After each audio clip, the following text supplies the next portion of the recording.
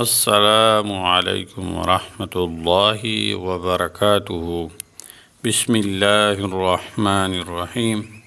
ټول تعریفونه د رب ذوالجلال لپاره چې خالق او مالک او پروردگار د کل عالم دی. درود پاک په خاتم الانبیاء د مدینی جانان حضرت محمد صلی الله علیه وسلم باندې. امید د رب ذوالجلال نه ساتم چې تاسو به روغ جوړ یئ، په صحت به برابر یئ.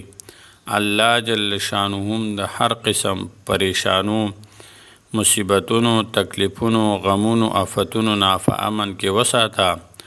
الله جل شانهم عمر دراز سره د صحت نصیب کا.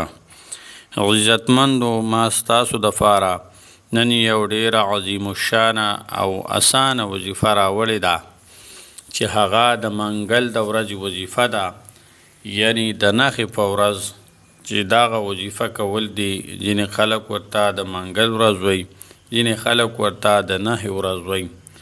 نو دغه وظیفه خصوصا د منګل د ورځې ده او ډیره مجربه او زمونږ د بزرګانو یعنی د علماو نه هم ثابته ده او ازمایلی شوې وظیفه ده. یعنی په دې باندې ازمیخ کړی شوی دی، تجربې پې کړی شوي دي. نو هغه وظیفه ډیره اسانه هم ده او په هر ټیم تاسو کولی شئ، په روانه، په ولاړه، په ناسته، په ملاسته، په هر ټیم کې تاسو دا وظیفه کولی شئ. خو صرف او صرف د منګل په ورځ باندې، یعنی د نښې په ورځ به دا وظیفه کول وي لازمي. د سهار نور راختونه والا تر ماښام نور پرېوتو پورې چې هر ټیم تاسو ته وخت میلاو شي، نو په هغه ټیم یې کولی شئ. هغه وظیفې طرف ته راځو. دا وظیفه به د څه دپاره وي؟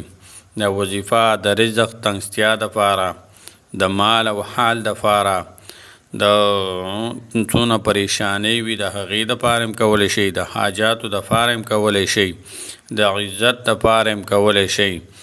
خصوصا د رزق او مال دپاره او پریشانو دپاره دا ډیره ازمیخ شوی او ازمایلی شوی وظیفه ده. هغه وظیفې طرف ته راځو. ترتیب یې څنګه دی؟ اول به بسم الله الرحمن الرحیم ووایئ، بیا به 3 ځله درود شریف ووایئ چې هر یو درود شریف وي چې تاسو له کوم اسان وي هغه به ووایئ. بیا به 11 ځله یعنی 11 مرتبه یا محمد صلی الله علیه وسلم به سره وایئ. یا محمد، یا محمد صلی الله علیه وسلم، دا به 11 پیرې وایئ. بیا به د هغې نه پس یا فتاحو، یا فتاحو، یا فتاحو، دا به 11 ځله پې ووایئ، یعنی 11 مرتبه به دا ووایئ. بیا به یا مسبب الاسباب، یا مسبب الاسباب، دا به بیا 11 ځله ووایئ، یعنی 11 مرتبه به دا هم ووایئ. بیا به د دې نه پس 3مه کلمه سبحان الله والحمد لله ولا اله الا الله والله اکبر ولا حول ولا قوة الا بالله العلی العظیم، دا به بیا 3 ځله ووایئ. بیا به د دې نه پس درود شریف بیا 3 ځله ووایئ او په هر ټیم یې ویلی شئ، هر وخت یې کولی شئ او صرف د منګل په ورځ. بیا به د الله جل شانه نه دعا وغواړئ. الله جل شانه به ستاسو دعا، ستاسو پریشانۍ دا به خامخا ختموي او ستاسو دعاګانې به ضرور قبلوي. د رزق دپاره، د مال و حال دپاره خامخا یو ځل وکئ. السلام علیکم ورحمة الله وبرکاته.